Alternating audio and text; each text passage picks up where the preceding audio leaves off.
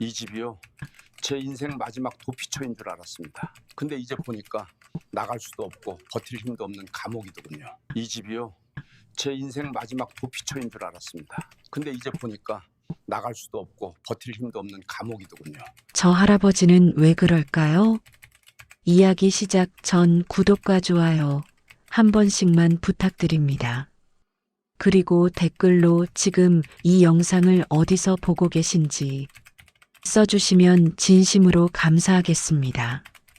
여보, 풍경은 사진으로도 충분하지 않을까? 한 번쯤은 내가 내 집 마당에서 커피를 마셔보고 싶어. 사진이 아니라 매일 아침 그 풍경 속에서 눈을 뜨고 싶다고. 준호는 거실 소파에 깊숙이 몸을 묻었습니다. 창밖으로 보이는 건 똑같은 아파트 동들 뿐이었습니다. 28년을 다닌 회사에서 명예퇴직을 한 지 석 달째. 그는 매일 같은 시간에 일어나 같은 소파에 앉아 있었습니다. 텔레비전은 켜져 있었지만 무슨 프로그램이 나오는지 기억나지 않았습니다. 그저 소리가 필요했을 뿐이었습니다. 1990년대 그가 대리 시절 야근을 마치고 돌아왔을 때 아내가 틀어놓았던 그 TV처럼 빈집의 정막을 채우기 위한 소리. 아파트 12평형 거실은 햇빛이 들어와도 답답했습니다. 베란다 확장을 했지만 공간은 여전히 좁았고 이웃집 벽과 맞닿은 구조는 숨이 막힐 정도였습니다. 28년간 승진을 위해, 학군을 위해, 투자 가치를 위해 선택한 것들. 그런데 정작 자신을 위해 선택한 건 단 한 번도 없었습니다. 준호는 커피를 한 모금 마시고는 컵을 내려놓았습니다. 식탁 위에는 여행 잡지가 펼쳐져 있었습니다. 지난달 미선과 함께 다녀온 강원도 여행 중에 산 것이었습니다. 그 잡지 속 한 페이지에 작은 사진이 있었습니다. 경사진 언덕 위에 자리 잡은 통나무집, 그 앞으로 펼쳐진 작은 마당, 그리고 낡은 나무 테이블 하나. 사진 속 주인은 그 테이블에서 커피를 마시고 있었습니다. 배경으로 보이는 산과 하늘은 구름 한 점 없이 맑았습니다. 마치 1988년 올림픽 때 TV 광고에 나왔던 그 푸른 하늘 같았습니다. 준호는 그 사진을 보며 처음으로 가슴이 뛰는 걸 느꼈습니다. 회사 발령 통보를 받을 때도 승진 발표를 들을 때도 느끼지 못했던 떨림이었습니다. 미선은 부엌에서 설거지를 하고 있었습니다. 준호가 잡지를 들고 다가가자 그녀는 손을 닦으며 고개를 돌렸습니다. 준호는 사진을 가리키며 말했습니다. 미선은 잠시 사진을 들여다보다가 한숨을 쉬었습니다. 그녀의 눈빛에는 걱정이 가득했습니다. 우린 관리가 힘들 거예요. 나이도 있고 몸도 예전 같지 않잖아요. 미선의 목소리는 조심스러웠습니다. 하지만 준호는 이미 마음속으로 결정을 내린 상태였습니다. 그는 28년간 회사 생활을 하면서 단 한 번도 자기 마음대로 뭔가를 선택해 본 적이 없었습니다. 승진, 발령, 이사, 심지어 아파트를 고를 때도 출퇴근 거리, 학군, 재개발 가능성을 먼저 따졌습니다. 한 번도 내가 좋아서라는 이유로 선택한 적이 없었습니다. 마치 2000년대 초반 자식 대학 등록금을 위해 IMF 때 정리해고를 당하고도 아무 말 못했던 그 선배처럼 준호는 이번만큼은 달라지고 싶었습니다. 그날 밤 준호는 인터넷을 뒤지기 시작했습니다. 귀촌, 전원주택, 시골살이, 은퇴 후 생활. 검색창에 쏟아지는 정보들은 대부분 장밋빛이었습니다. 깨끗한 공기, 텃밭에서 키운 채소, 여유로운 아침, 별이 쏟아지는 밤하늘. 준호는 그 모든 단어들에 끌렸습니다. 퇴직금은 넉넉했고 아파트를 팔면 자금은 충분했습니다. 계획은 완벽해 보였습니다. 미선은 여전히 반대했습니다. 그녀는 현실적인 사람이었습니다. 병원은 어떻게 하느냐, 겨울은 추운데 난방비는 감당할 수 있느냐, 자식들은 어떻게 찾아오느냐. 질문은 끝이 없었습니다. 하지만 준호는 하나하나 답을 찾아갔습니다. 요즘은 시골도 교통이 좋아져서 서울까지 1시간 반이면 충분하다. 난방은 태양광 패널을 설치하면 된다. 자식들은 주말에만 오면 된다. 그의 대답은 점점 더 확신에 찬 것이 되어갔습니다. 석 달이 흘렀습니다. 준호는 부동산 앱을 매일 확인했고 주말마다 미선과 함께 지방을 돌아다녔습니다. 경기도 외곽, 충청도 산자락, 강원도 계곡 근처. 그들이 본 땅과 집은 10곳이 넘었습니다. 어떤 곳은 너무 외졌고 어떤 곳은 가격이 터무니없이 높았습니다. 어떤 곳은 경사가 심해서 차를 세울 공간조차 없었습니다. 그러던 어느 날 준호는 한 부동산 중개인에게 연락을 받았습니다. 경기도 외곽, 서울에서 90분 거리에 있는 350평 규모의 땅이 나왔다는 소식이었습니다. 가격은 적당했고 경사는 완만했으며 도로와의 접근성도 괜찮았습니다. 준호는 미선을 설득해 다음 날 바로 그곳으로 향했습니다. 땅은 생각보다 넓었습니다. 350평이라는 숫자는 종이 위에서는 작아 보였지만 막상 서보니 끝이 보이지 않을 정도였습니다. 경사는 완만했고 남향이어서 햇빛이 하루 종일 쏟아졌습니다. 멀리 산이 보였고 바람이 불 때마다 풀들이 일제히 흔들렸습니다. 준호는 그 자리에 서서 숨을 깊이 들이마셨습니다. 공기는 차갑고 맑았습니다. 마치 1980년대 고등학교 수학여행 때 설악산에서 맡았던 그 공기처럼 30년 만에 느끼는 감각이었습니다. 미선은 땅을 천천히 걸으며 주변을 둘러봤습니다. 그녀의 표정은 여전히 복잡했지만 준호는 그녀의 눈빛이 조금씩 변하는 걸 느꼈습니다. 그녀도 이곳의 가능성을 보기 시작한 것이었습니다. 중개인은 옆에서 이것저것 설명했습니다. 상하수도는 연결되어 있고 전기는 이미 들어와 있으며 마을까지는 차로 5분 거리라고 했습니다. 준호는 고개를 끄덕이며 질문을 이어갔습니다. 집은 어떻게 지으면 되나요? 중개인은 웃으며 대답했습니다.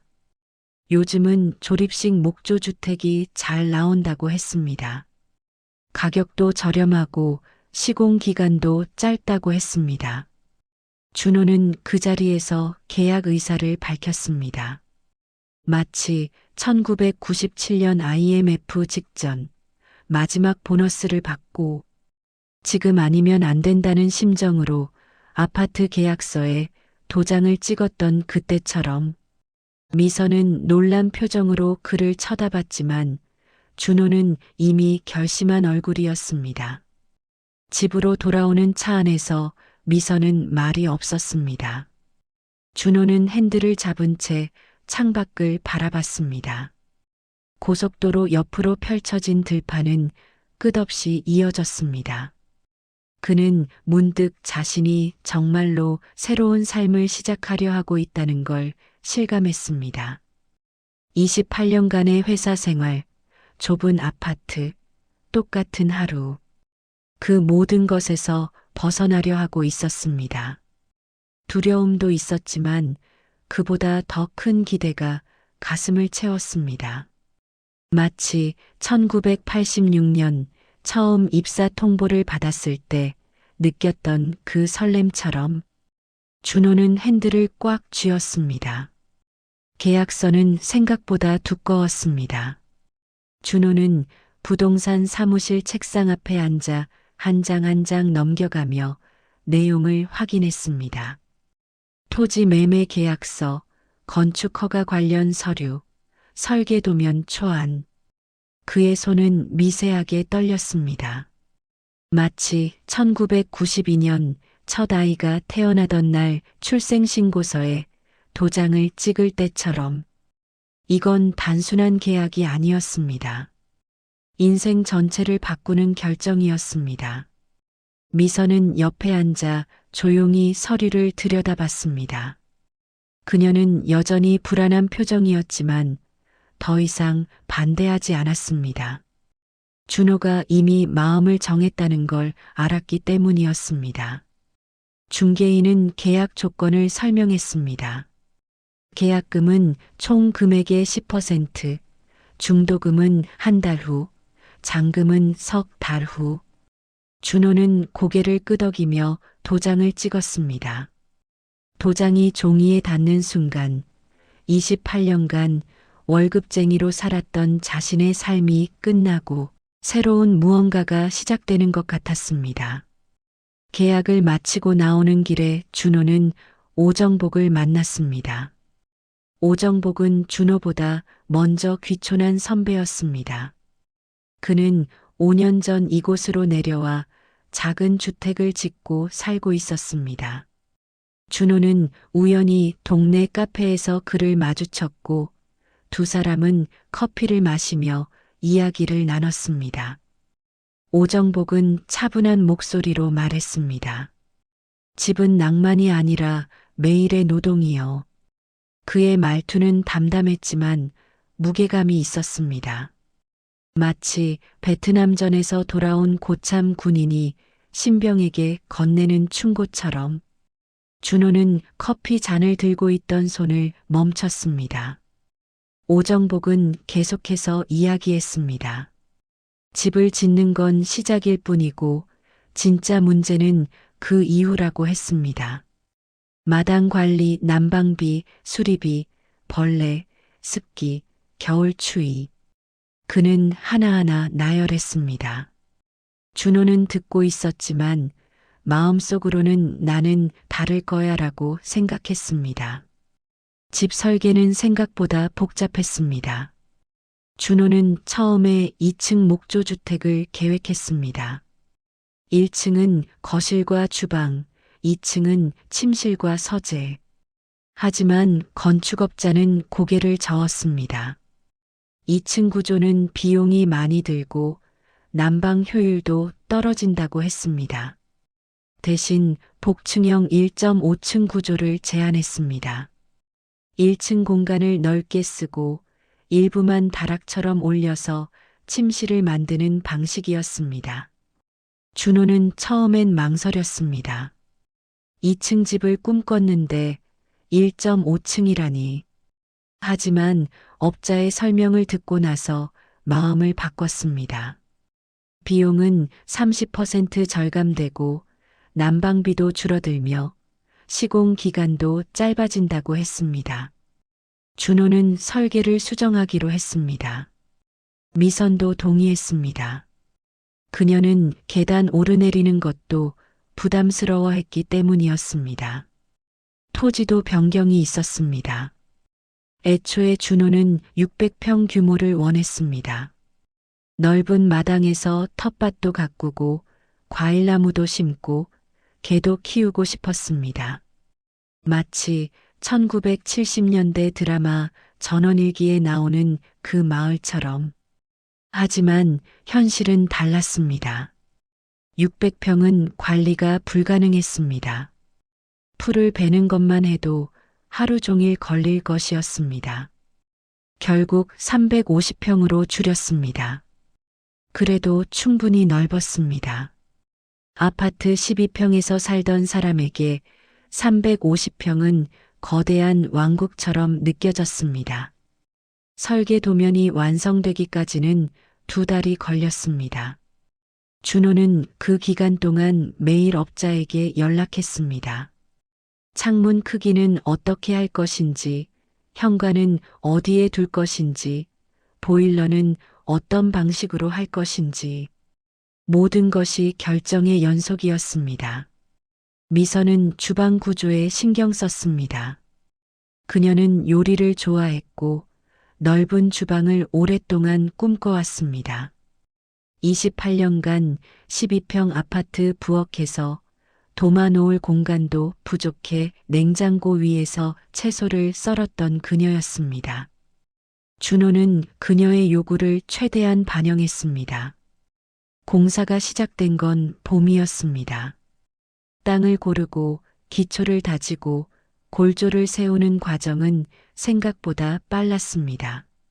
준호는 주말마다 현장을 찾아갔습니다. 그는 작업복을 입은 인부들이 땀 흘리며 일하는 모습을 지켜봤습니다. 골조가 올라갈 때마다 가슴이 뛰었습니다.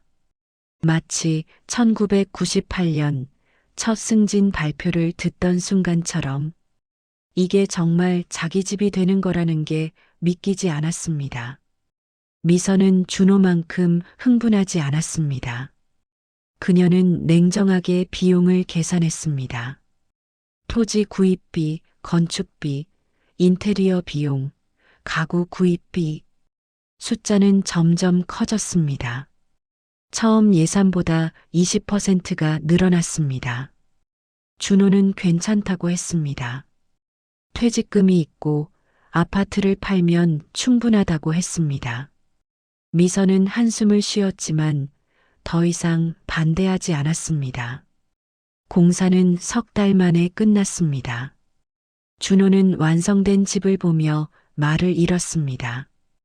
복층형 구조의 목조주택은 사진보다 훨씬 아름다웠습니다. 통나무 외벽은 따뜻한 갈색이었고 큰 창문으로는 햇빛이 쏟아져 들어왔습니다. 현관 앞에는 작은 테라스가 있었고 그 너머로 마당이 펼쳐졌습니다.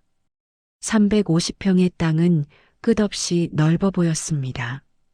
미선은 집안을 천천히 둘러봤습니다. 넓은 거실, 트인 주방, 다락처럼 올라간 침실, 모든 것이 새 것이었고 나무 냄새가 가득했습니다. 그녀는 주방에 서서 창밖을 바라봤습니다. 멀리 산이 보였고 바람에 흔들리는 나무들이 보였습니다. 28년 만에 그녀는 처음으로 내 공간을 갖게 된 것 같았습니다. 아파트에서는 항상 이웃집 소음에 위층 발소리에 신경 써야 했습니다. 하지만 여기는 달랐습니다. 그녀는 처음으로 미소를 지었습니다. 이사는 1달 후에 했습니다. 준호는 아파트를 정리하며 28년간 모아온 물건들을 버렸습니다. 낡은 가구, 오래된 책, 쓰지 않는 옷. 버리는 게 아까웠지만 새로운 시작을 위해서는 필요한 과정이었습니다. 마치 1980년대 말 군대 제대하고 낡은 군복을 버릴 때처럼 과거를 버려야 미래로 갈 수 있다는 걸 알았습니다. 이사 당일 짐을 실은 트럭은 고속도로를 달렸습니다. 준호는 조수석에 앉아 창밖을 바라봤습니다. 서울을 벗어나자 풍경이 달라졌습니다. 빌딩 대신 들판이, 아파트 대신 주택이 눈에 들어왔습니다. 새 집에 도착했을 때는 해가 기울고 있었습니다. 준호와 미선은 짐을 풀기 시작했습니다. 이사업체 직원들이 큰 짐을 날랐고 2사람은 작은 물건들을 정리했습니다. 밤이 되자 집안은 따뜻했습니다. 보일러를 틀었고 거실에는 불이 켜졌습니다. 준호는 소파에 앉아 창밖을 바라봤습니다. 어둠 속에서 별이 보였습니다. 아파트에서는 절대 볼 수 없었던 별들이었습니다. 마치 1975년 초등학교 운동장에서 올려다봤던 그 별처럼 40년 만에 보는 밤하늘이었습니다. 미선은 부엌에서 간단한 저녁을 준비했습니다. 라면을 끓이고 김치를 꺼냈습니다. 두 사람은 식탁에 앉아 조용히 식사를 했습니다. 말은 없었지만 두 사람 모두 같은 생각을 하고 있었습니다. 드디어 시작이구나. 새로운 삶의 시작. 준호는 라면, 국물을 한 모금 마시고는 창밖을 바라봤습니다. 어둠은 깊었지만 두렵지 않았습니다. 마치 신혼 첫날 밤, 새 아파트에서 느꼈던 그 설렘처럼 봄은 생각보다 빨리 찾아왔습니다. 준호가 새 집에서 맞이한 첫 계절이었습니다. 겨울 동안 얼어붙었던 땅이 녹기 시작했고 마당 곳곳에서 풀이 돋아났습니다. 준호는 아침마다 마당을 거닐었습니다. 신발에 이슬이 묻었고 공기는 차갑고 상쾌했습니다. 마치 1985년 수능 보기 전날 새벽 산책을 하던 그때처럼 그는 이 모든 게 꿈만 같았습니다. 텃밭을 만든 건 미선의 아이디어였습니다. 그녀는 오래전부터 직접 채소를 키우고 싶어 했습니다. 1990년대 초반 시어머니가 텃밭에서 상추를 따와 쌈을 싸주시던 그 맛을 잊을 수 없었습니다.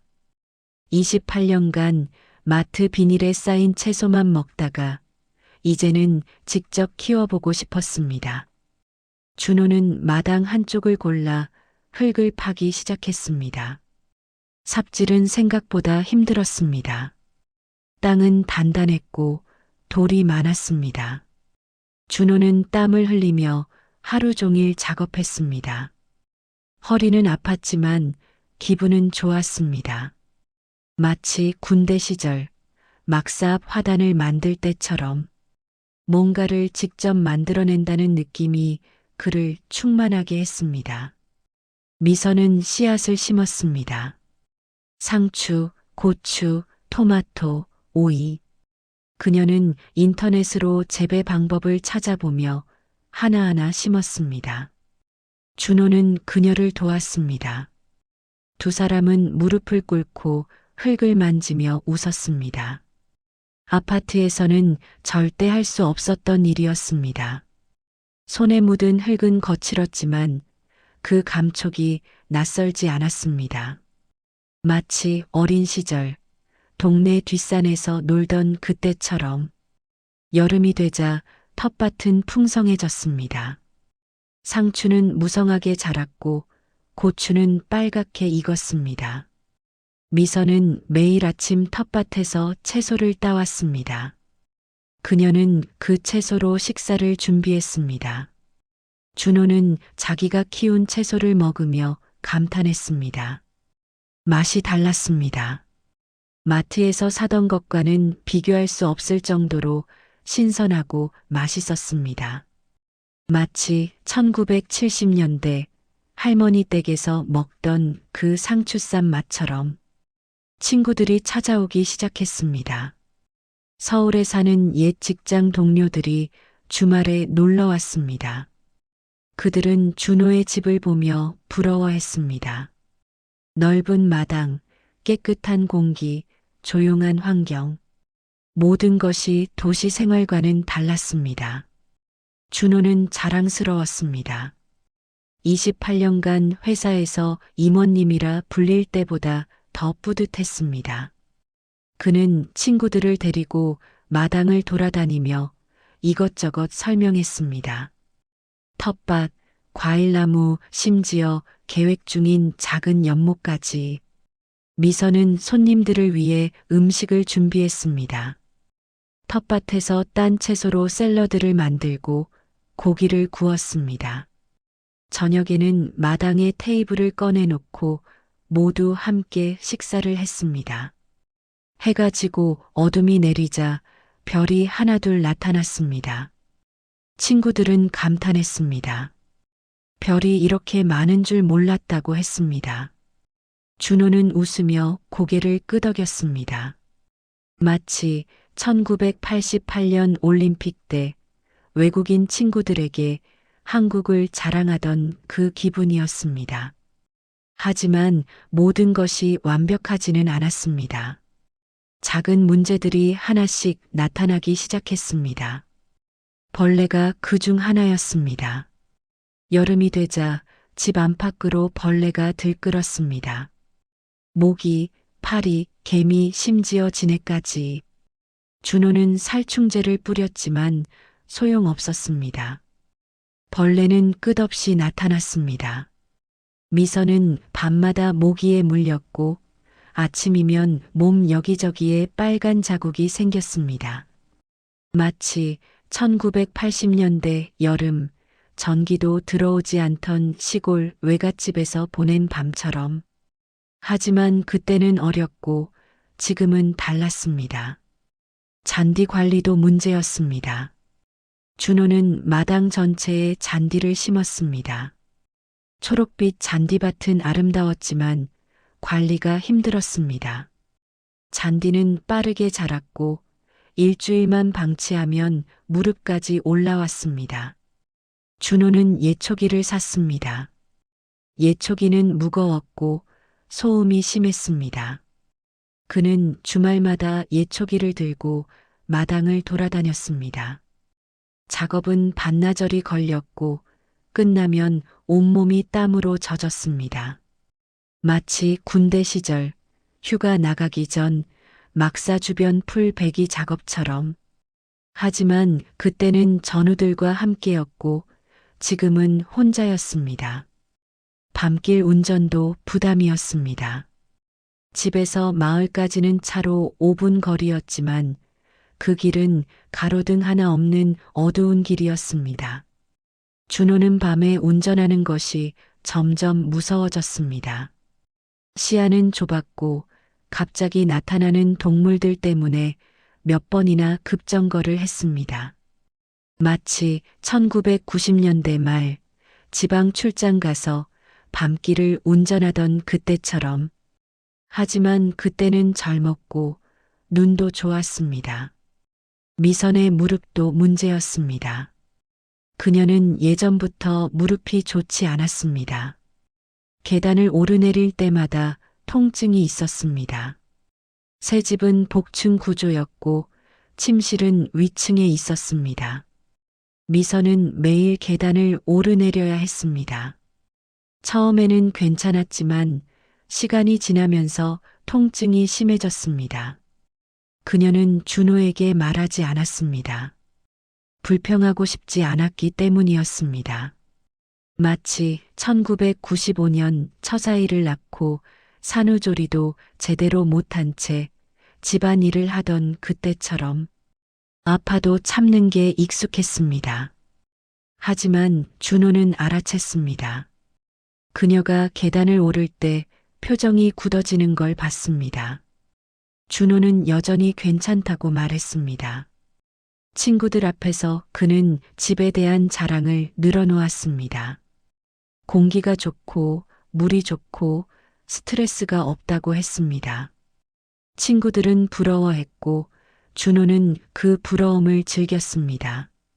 하지만 혼자 있을 때는 달랐습니다. 그는 마당에 서서 멍하니 산을 바라봤습니다. 뭔가 잘못되고 있다는 느낌이 들었습니다.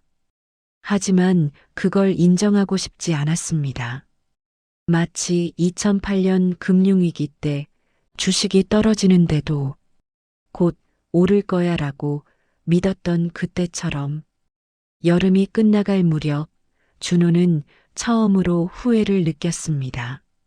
그날은 비가 내렸습니다. 빗물이 마당에 고였고 배수가 제대로 되지 않았습니다. 준호는 장화를 신고 밖으로 나가 배수로를 정비했습니다. 비는 계속 내렸고 그는 온몸이 젖은 채로 1시간 넘게 작업했습니다. 집으로 돌아왔을 때 그는 완전히 지쳐 있었습니다. 마치 1997년 IMF 때 명퇴 위기에 몰려 밤늦게까지 일하던 그 피로처럼 미선은 수건을 건네며 걱정스러운 표정을 지었습니다. 준호는 아무 말도 하지 않았습니다. 그저 소파에 앉아 창밖을 바라봤습니다. 밤이 되자 비는 그쳤습니다. 준호는 테라스로 나가 의자에 앉았습니다. 하늘은 맑았고 별이 다시 나타났습니다. 그는 별을 보며 생각했습니다. 이게 정말 내가 원했던 삶일까?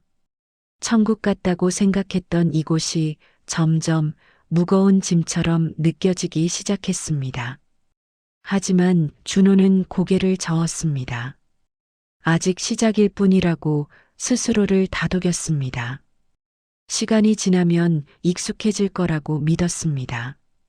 마치 신혼 초기 아내와의 작은 갈등도 시간이 해결해 줄 거라 믿었던 그때처럼 첫 겨울은 상상보다 가혹했습니다.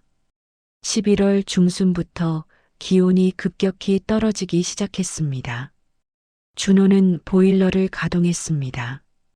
처음 며칠은 괜찮았습니다.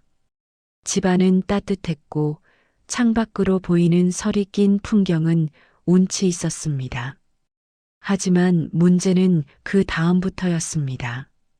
난방비 고지서가 도착한 건 12월 초였습니다. 준호는 우편함에서 봉투를 꺼내 뜯었습니다. 숫자를 확인한 순간 그는 숨이 멎는 것 같았습니다. 한 달 난방비가 50만 원이 넘었습니다. 마치 1998년 IMF 때 처음 받은 감봉 통지서를 봤을 때처럼 아파트에서 살 때는 겨울 내내 그 정도 금액이었습니다. 준호는 고지서를 들고 집 안으로 들어갔습니다. 미선은 주방에서 설거지를 하고 있었습니다. 이거 잘못 나온 거 아니야? 미선은 고지서를 받아들었습니다. 그녀의 얼굴도 굳어졌습니다. 두 사람은 보일러 회사에 전화했습니다. 상담원은 차분하게 설명했습니다. 이 집은 도시가스가 아니라 LPG를 사용한다고 했습니다. LPG는 도시가스보다 2배 이상 비싸다고 했습니다. 게다가 복층 구조라 열이 위로 빠져나간다고 했습니다. 단열이 제대로 안 되어 있을 가능성도 있다고 했습니다. 준호는 전화를 끊고 한참 동안 말이 없었습니다. 미선도 조용했습니다. 두 사람은 거실에 앉아 서로를 바라봤습니다. 준호는 계산기를 꺼내 숫자를 두드렸습니다. 50만 원씩 석 달이면 150만 원. 거기에 전기료까지 합치면 거의 200만 원이 나갔습니다. 퇴직금은 넉넉했지만 이런 식으로 나가면 버틸 수 없었습니다. 마치 2008년 금융위기 때 주식이 폭락하는 걸 지켜보던 그 무력감처럼 준호는 난방을 줄이기로 했습니다. 보일러를 하루 종일 틀지 않고 아침 저녁으로만 가동했습니다. 낮에는 전기 난방기를 사용했습니다. 하지만 집은 금방 추워졌습니다. 복층 구조 때문에 1층에서 데운 공기가 위로 올라가 버렸습니다. 침실이 있는 위층은 따뜻했지만 거실은 냉랭했습니다. 준호와 미선은 두꺼운 옷을 껴입고 생활했습니다. 어느 날 새벽 준호는 거실에서 잠을 깼습니다. 소파에서 잠들었던 것이었습니다. 그는 입김을 내뿜었습니다. 하얀 김이 보였습니다. 집안 온도가 영하로 떨어진 것이었습니다. 마치 1980년대 겨울 연탄 난로도 제대로 안 들어오던 시골 외갓집처럼 준호는 몸을 일으켰습니다. 온몸이 얼어붙은 것처럼 차갑고 뻣뻣했습니다. 그는 보일러를 틀었습니다. 보일러는 부르릉 소리를 내며 작동했지만 집이 따뜻해지는 데는 1시간 이상 걸렸습니다. 미선은 아침에 일어나 준호를 발견했습니다. 그는 담요를 뒤집어 쓴 채 소파에 웅크리고 있었습니다. 미선은 깜짝 놀라 다가갔습니다.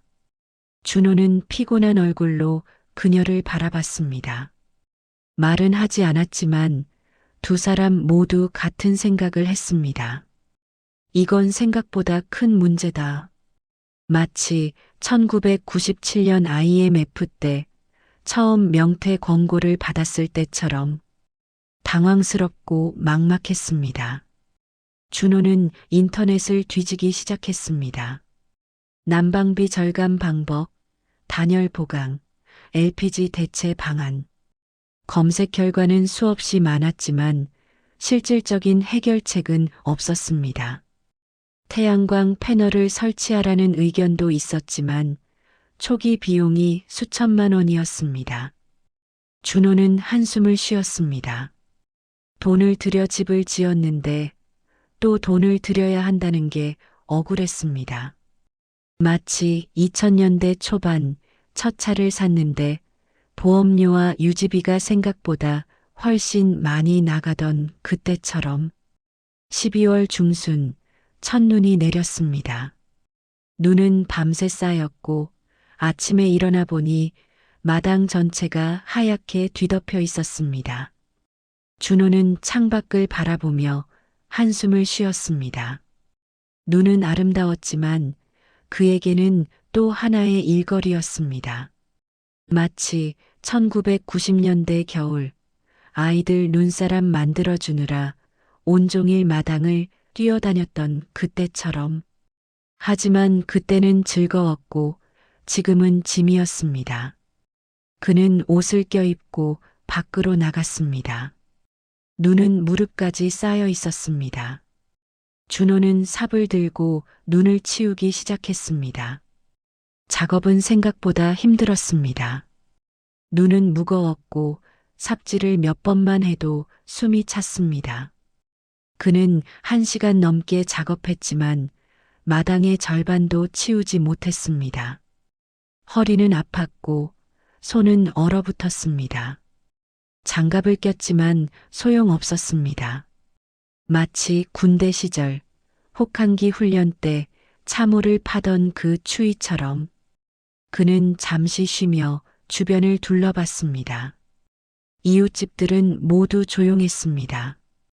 눈을 치우는 사람은 아무도 없었습니다. 준호는 외로움을 느꼈습니다. 미선은 집안에서 준호를 지켜봤습니다. 그녀는 나가서 돕고 싶었지만 무릎이 너무 아팠습니다. 최근 들어 통증이 더 심해졌습니다. 계단을 오르내리는 것도 힘들었고 오래 서 있는 것도 부담스러웠습니다. 그녀는 창가에 서서 준호를 바라봤습니다. 그의 등은 굽어 있었고 움직임은 느렸습니다. 미선은 가슴이 아팠습니다. 마치 1970년대 탄광촌에서 일하시던 아버지의 뒷모습을 보던 그 기억처럼.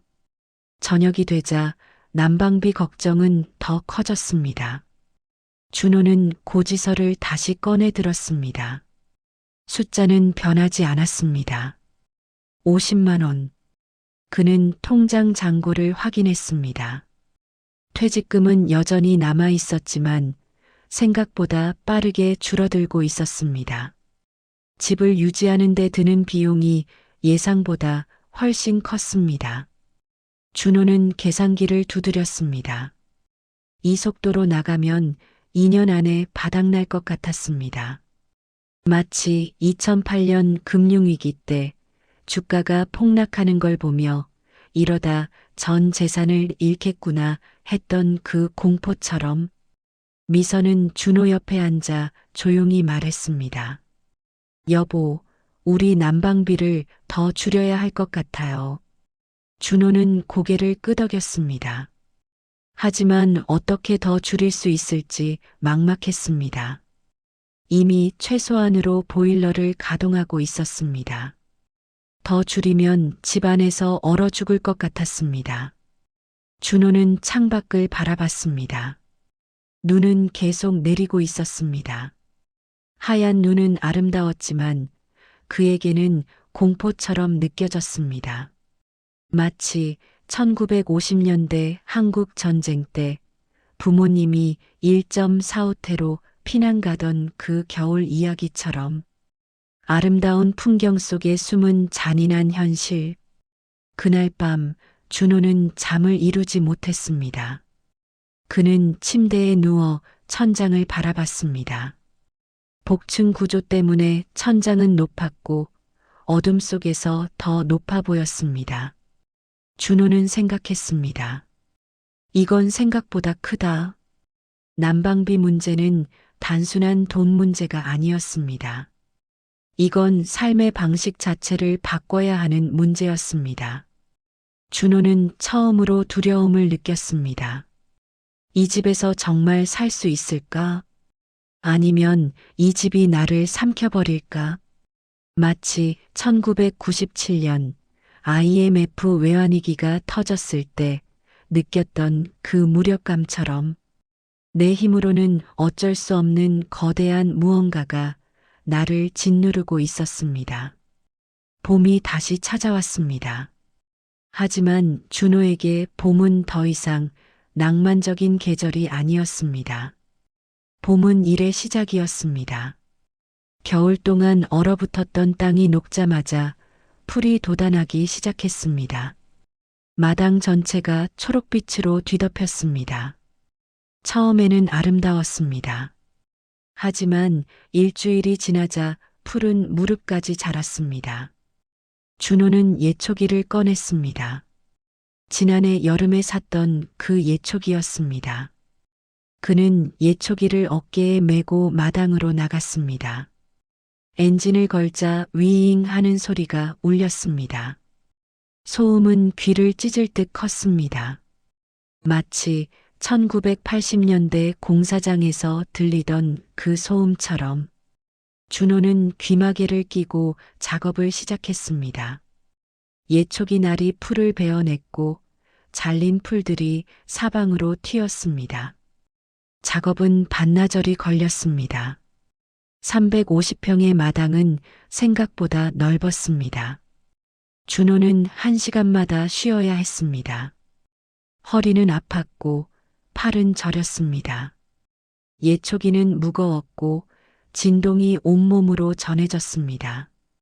마치 1970년대 아버지가 건설 현장에서 차감기를 들고 일하시던 그 진동처럼 작업이 끝났을 때 준호는 완전히 지쳐 있었습니다.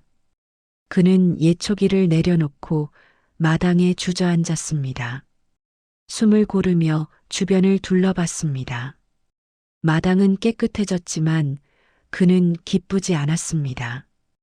2주 후면 다시 풀이 자랄 것이기 때문이었습니다. 마치 1990년대 월급을 받자마자 카드값과 대출 이자를 갚고 나면 통장이 텅 비던 그 허무함처럼 끝없는 반복. 여름이 되자 풀은 더 빠르게 자랐습니다. 준호는 일주일에 한 번씩 예초기를 들어야 했습니다. 주말은 온통 마당 관리로 채워졌습니다. 친구들이 놀러 오겠다고 연락해도 준호는 피곤하다며 거절했습니다. 마당을 보여주기 부끄러웠습니다. 잘 관리된 정원이 아니라 그저 풀밭에 불과했기 때문이었습니다. 마치 2000년대 초반 빚에 쪼들려 친구들 만나기가 부끄러워 피하던 그때처럼 가을이 오자 문제는 더 심해졌습니다. 마당에 심어둔 나무들이 낙엽을 떨어뜨리기 시작했습니다. 낙엽은 끝없이 쌓였습니다. 준호는 갈퀴를 들고 낙엽을 모았습니다. 하루 종일 작업해도 다음 날이면 다시 낙엽이 쌓여 있었습니다. 마치 1980년대 시골 할머니 댁에서 마당 쓸던 그 일처럼. 하지만 그때는 놀이였고 지금은 노동이었습니다. 그는 낙엽을 태우려고 했지만 연기 때문에 이웃에게 민원이 들어왔습니다. 결국 낙엽은 큰 봉지에 담아 쓰레기로 버려야 했습니다. 봉지만 수십 개가 나왔습니다. 준호의 허리는 점점 더 아파졌습니다. 예초기를 메고 삽질을 하고 낙엽을 모으는 일은 모두 허리에 무리를 주었습니다. 그는 파스를 붙이고 진통제를 먹었습니다. 하지만 통증은 사라지지 않았습니다.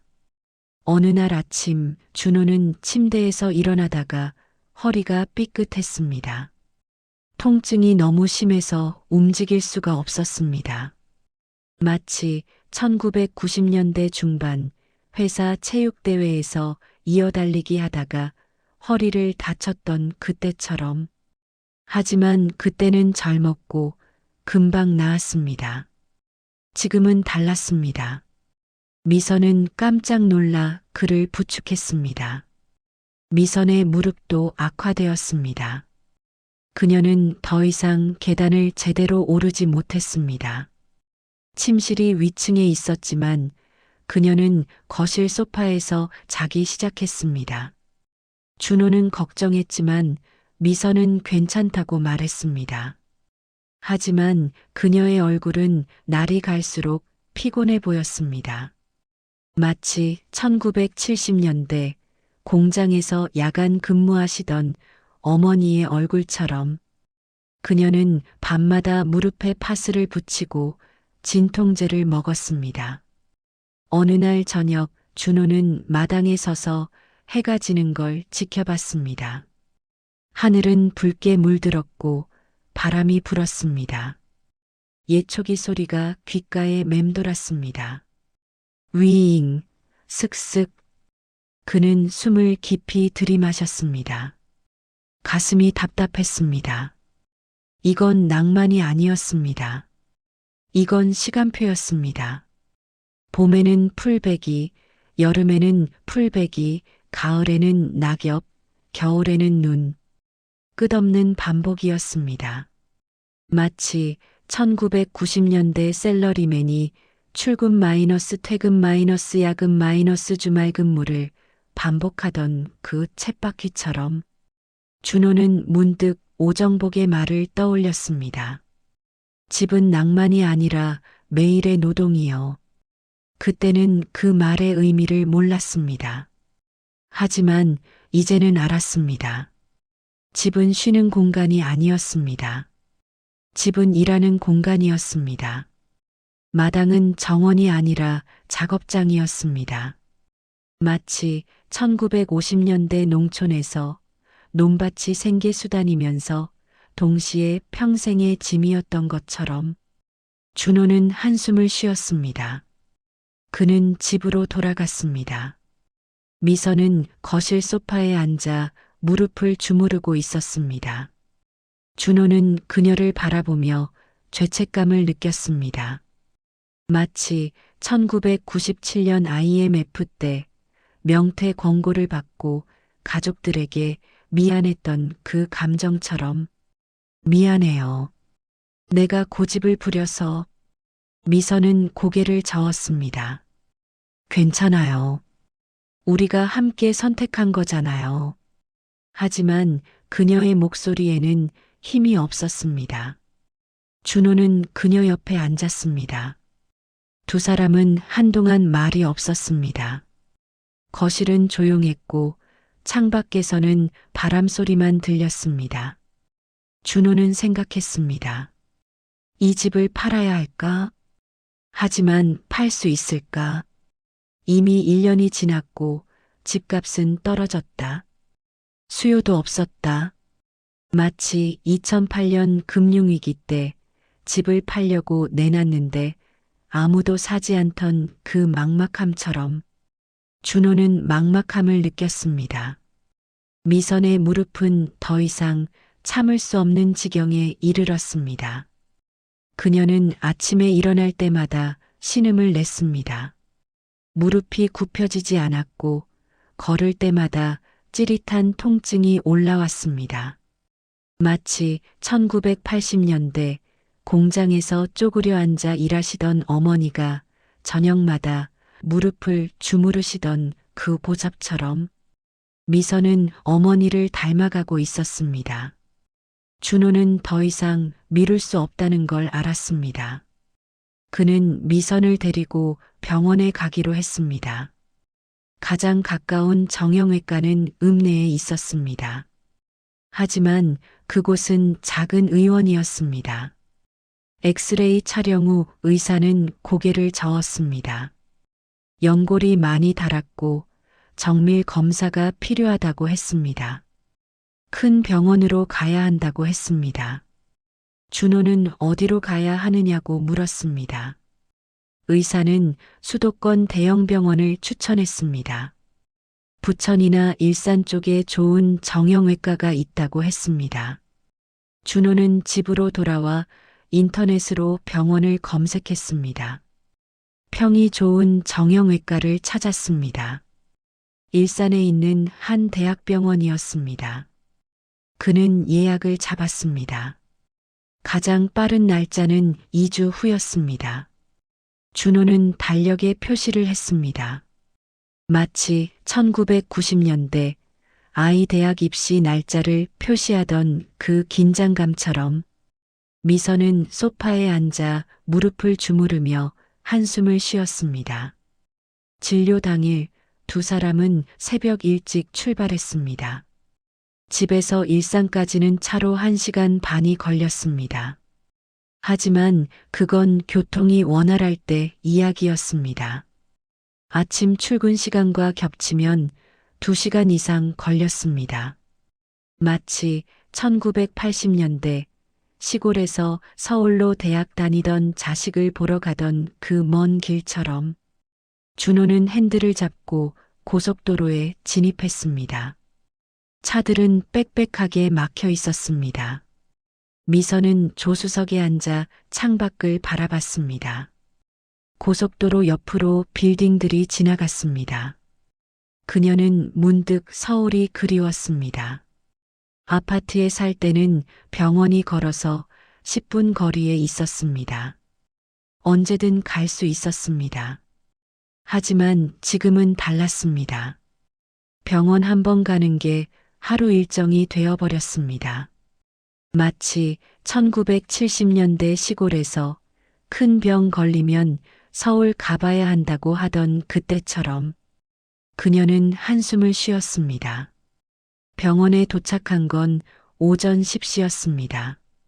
준호는 주차장에 차를 세웠습니다. 주차비는 시간당 2,000원이었습니다. 그는 주차권을 뽑고 미선을 부축해 병원 안으로 들어갔습니다. 병원은 사람들로 붐볐습니다. 접수 창구에는 긴 줄이 늘어서 있었습니다. 마치 1990년대 명절 기차표 사러 가던 서울역처럼 준호는 번호표를 뽑고 기다렸습니다. 30분이 지나서야 접수를 할 수 있었습니다. 진료는 오후 1시에 시작되었습니다. 의사는 엑스레이와 MRI 결과를 보며 설명했습니다. 연골이 심하게 손상되었고 수술이 필요할 수도 있다고 했습니다. 일단은 물리치료와 약물치료를 먼저 해보자고 했습니다. 물리치료는 일주일에 3번, 최소 2달은 해야 한다고 했습니다.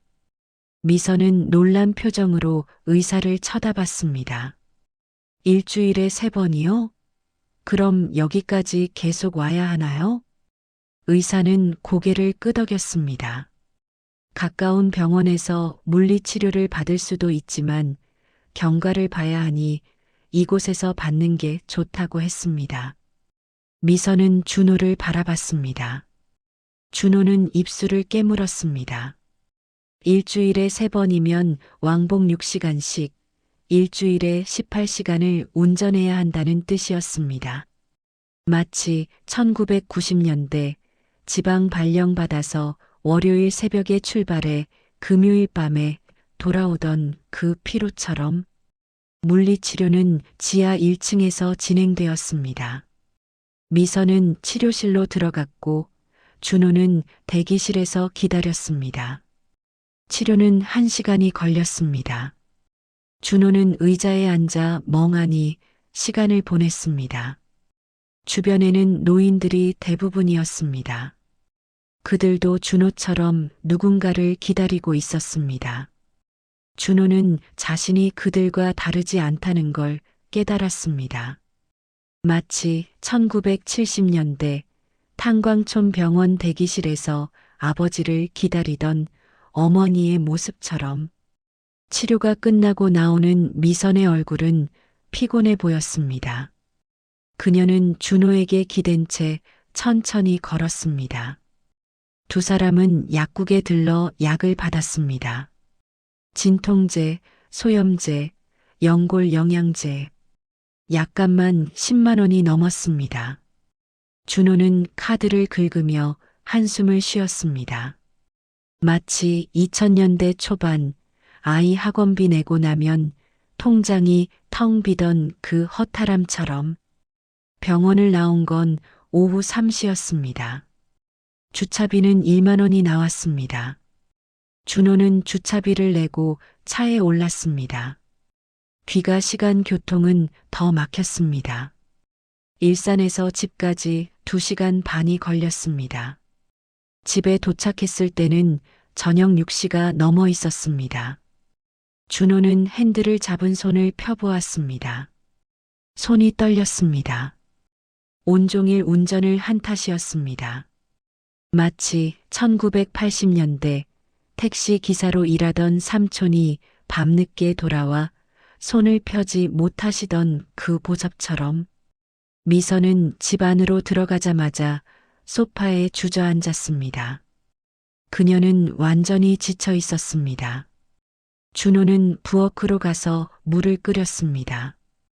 간단하게 라면을 끓여 두 사람은 저녁을 먹었습니다. 대화는 없었습니다. 두 사람 모두 너무 피곤했습니다. 그날 밤 준호는 잠들기 전에 달력을 펼쳤습니다. 일주일에 3번, 2달, 총 24번을 병원에 가야 했습니다. 그는 계산기를 두드렸습니다. 왕복 교통비, 주차비, 식사비까지 합치면 한 번에 5만 원은 들었습니다. 24번이면 120만 원. 거기에 치료비와 약값까지 합치면 300만 원은 넘을 것 같았습니다. 마치 1997년 IMF 때 가계부를 펴고 어디서 줄여야 하나 고민하던 그 막막함처럼 준호는 한숨을 쉬었습니다. 미선은 거실 소파에 누워 천장을 바라봤습니다. 그녀는 생각했습니다. 서울에 있었다면 이렇게까지 힘들지 않았을 텐데. 동네 병원에서 치료받고 집에 돌아와 쉬면 그만이었을 텐데. 하지만 지금은 달랐습니다. 병원 한 번 가는 게 전쟁 같았습니다. 마치 1960년대 시골에서 병 걸린 아이를 업고 산길 넘어 읍내 병원 가던 그 고난처럼 그녀는 눈물이 날 것 같았지만 참았습니다. 준호에게 짐이 되고 싶지 않았습니다. 일주일에 3번 병원 가는 일은 생각보다 힘들었습니다. 준호는 월요일, 수요일, 금요일마다 새벽에 일어나 미선을 데리고 일산으로 향했습니다. 왕복 3시간의 운전은 그를 지치게 했습니다. 처음에는 괜찮았습니다. 하지만 2주, 3주가 지나면서 피로가 쌓였습니다. 준호는 운전 중에 졸음이 쏟아졌습니다. 몇 번이나 깜빡 졸았다가 정신을 차렸습니다. 마치 1990년대 야근 후 새벽에 운전하며 졸음운전 사고 날 뻔했던 그때처럼 미선도 지쳐갔습니다. 물리치료는 효과가 있었지만 병원 왕복 자체가 그녀를 힘들게 했습니다. 차에 오래 앉아 있으면 무릎이 더 뻣뻣해졌습니다. 치료를 받으러 가는데 오히려 몸이 더 안 좋아지는 것 같았습니다. 마치 1970년대 먼 길 가서 약 지어오는데 오히려 길에서 탈이 나던 그 아이러니처럼 그녀는 준호에게 그만 가고 싶다고 말하고 싶었지만 참았습니다. 한 달이 지났습니다. 준호는 통장 잔고를 확인했습니다. 병원비와 교통비로 이미 200만 원이 넘게 나갔습니다. 거기에 난방비, 생활비까지 합치면 한 달에 300만 원 이상이 나가고 있었습니다. 퇴직금은 점점 줄어들었습니다. 준호는 계산기를 두드리며 생각했습니다. 이 속도면 1년 반 안에 바닥날 것 같았습니다. 마치 2008년 금융위기 때 주식 계좌가 날마다 마이너스로 찍히던 그 공포처럼 준호는 미선에게 말했습니다. 여보, 우리 이러다가 큰일 나겠어요. 미선은 고개를 끄덕였습니다. 그녀도 같은 생각이었습니다. 두 사람은 거실에 앉아 한참을 말없이 있었습니다. 창밖으로는 해가 지고 있었습니다. 어둠이 내렸지만 두 사람은 불을 켜지 않았습니다. 어둠 속에서 서로의 얼굴이 희미하게 보였습니다. 마치 1997년 IMF 때 구조조정 명단에 오른 걸 알고도 서로에게 말하지 못하던 그 부부들처럼 준호는 생각했습니다. 이 집이 우리를 삼키고 있다. 우리가 집을 소유한 게 아니라 집이 우리를 소유하고 있다. 준호는 결심했습니다. 집을 팔기로. 더 이상 버틸 수 없었습니다. 난방비, 병원비, 관리비, 모든 것이 감당할 수 없는 수준이었습니다. 그는 미선과 대화를 나눴습니다. 미선도 동의했습니다. 그녀는 이미 지쳐 있었습니다. 두 사람은 부동산에 연락했습니다. 부동산 중개인은 일주일 후에 찾아왔습니다.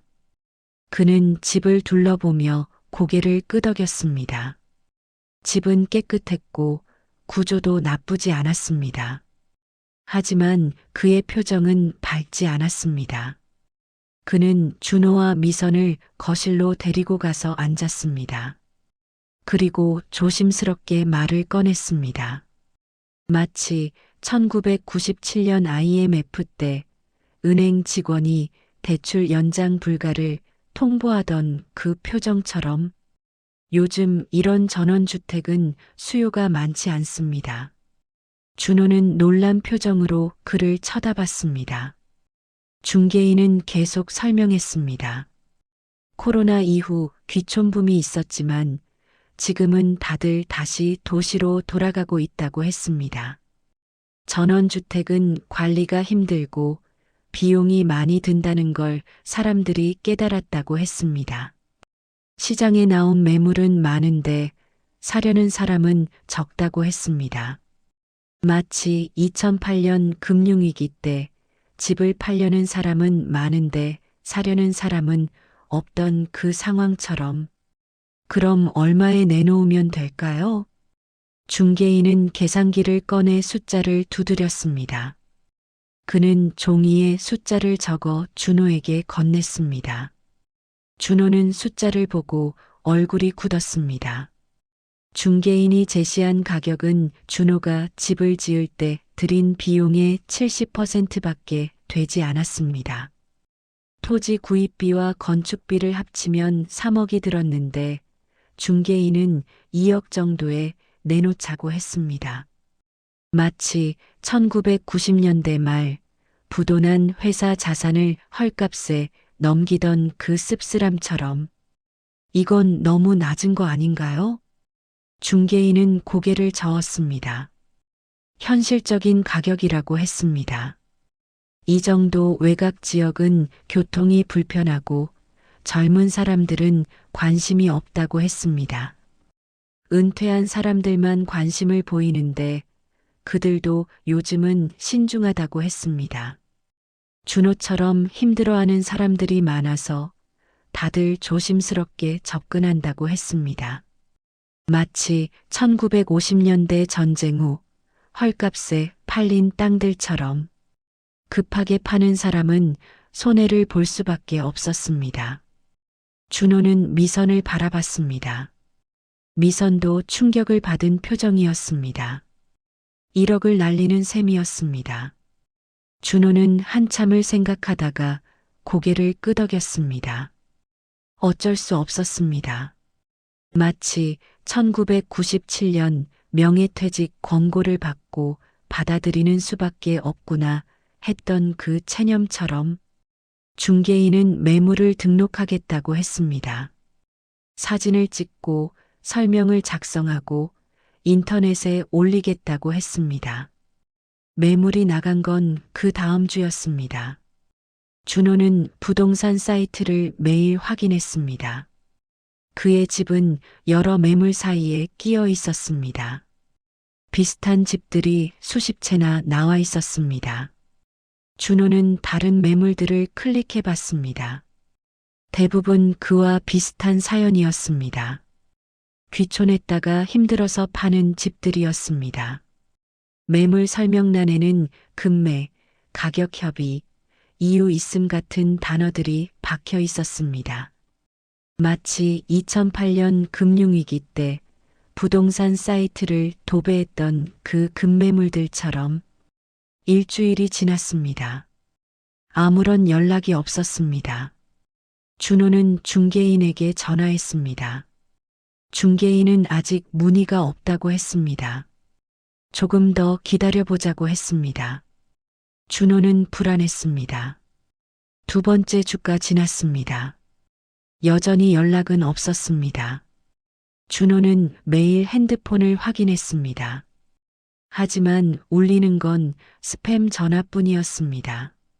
마치 1990년대 취업 준비할 때 면접 연락을 기다리던 그 조바심처럼 한 달이 지나자 중개인이 연락을 했습니다. 한 명이 관심을 보인다고 했습니다. 준호는 기뻐하며 언제 보러 오느냐고 물었습니다. 중개인은 주말에 온다고 했습니다. 준호는 집을 청소하기 시작했습니다. 마당을 정리하고 집안을 깨끗이 닦았습니다. 미선도 도왔습니다. 두 사람은 최대한 집을 좋게 보이려고 애썼습니다. 마치 1980년대 중매 나온 날 집안을 대청소하던 그 정성처럼 주말이 왔습니다. 잠재 구매자는 50대 부부였습니다. 그들은 차에서 내려 집을 둘러봤습니다. 남자는 마당을 걸으며 이것저것 물었습니다. 난방은 어떻게 하느냐, 관리는 힘들지 않느냐, 겨울은 추운지. 준호는 솔직하게 대답하려 했지만 너무 솔직하면 안 될 것 같았습니다. 그는 적당히 얼버무렸습니다. 마치 1990년대 중고차 팔 때 문제 있는 부분을 숨기던 그 거짓말처럼. 하지만 이번에는 집이었고 거짓말이 더 무거웠습니다. 부부는 집 안으로 들어갔습니다. 거실을 둘러보고 주방을 확인하고 위층 침실까지 올라갔습니다. 여자는 창밖을 바라보며 좋다고 말했습니다. 하지만 남자의 표정은 회의적이었습니다. 그는 중개인에게 조용히 무언가를 물었습니다.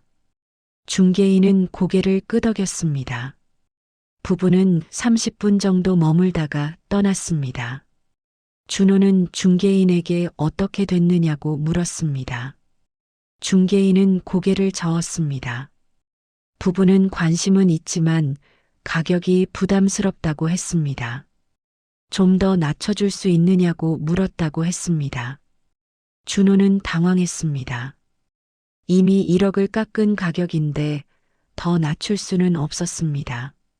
마치 1997년 IMF 때 퇴직금도 깎이고 재취업 연봉도 깎이던 그 분노처럼 중개인은 생각해 보라고 했습니다. 또 한 달이 지났습니다. 연락은 여전히 없었습니다. 준호는 중개인에게 계속 전화했습니다. 중개인은 시장이 안 좋다고 했습니다. 금리도 오르고 경기도 안 좋아서 사람들이 집을 사려고 하지 않는다고 했습니다. 특히 전원주택 같은 건 더 그렇다고 했습니다. 준호는 절망감을 느꼈습니다. 마치 2000년대 초반 벤처 버블 붕괴 때 주식이 휴지 조각이 되던 그 허탈감처럼 석 달이 지났습니다. 중개인은 가격을 더 낮추자고 제안했습니다. 1억 8천까지 내려가면 팔릴 수도 있다고 했습니다. 준호는 충격을 받았습니다. 1억 8천이면 본전의 60%밖에 안 되었습니다.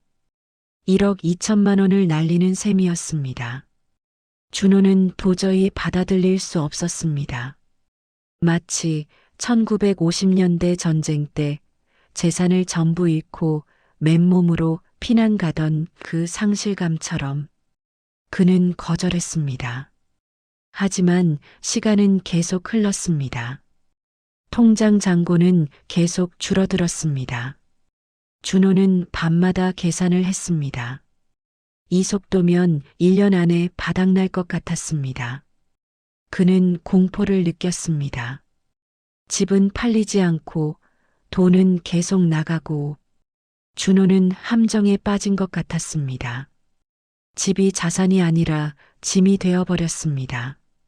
마치 1990년대 말 부동산 거품이 꺼지면서 집이 빚덩어리로 변하던 그 악몽처럼 어느 날 밤 준호는 거실에 혼자 앉아 있었습니다. 미선은 소파에서 잠들어 있었습니다. 준호는 창밖을 바라봤습니다. 달빛 아래 마당이 보였습니다. 넓은 마당, 아름다운 풍경. 하지만 그에게는 더 이상 아름답게 보이지 않았습니다.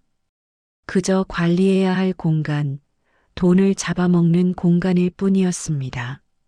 마치 1970년대 농촌을 떠나 도시로 향하던 사람들이 논밭을 바라보던 그 복잡한 감정처럼 정든 곳이지만 더 이상 삶을 지탱해 줄 수 없는 곳.